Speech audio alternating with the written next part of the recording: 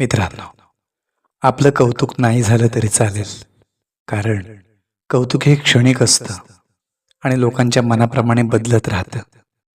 पण स्वभावावर कोणी थुंकता कामा नये, कारण स्वभाव हा माणसाचा खरा पाया असतो. तोच त्याची ओळख ठरवतो. आपण काय बोलतो यापेक्षा आपण कसं वागतो हे जास्त महत्वाचं असतं.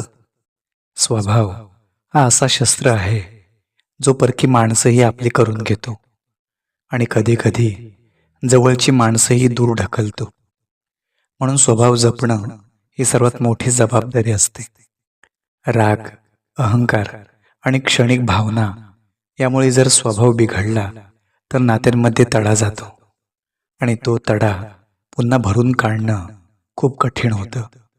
म्हणून परिस्थिती काहीही असो, आपली माणुसकी आणि आपला स्वभाव कायम ठेवा. कारण शेवटी लोकांना तुमचं नाव नाही तर तुमचा स्वभाव हा लक्षात राहतो आणि तीच खरी ओळख आयुष्यभर तुमच्या सोबत राहते.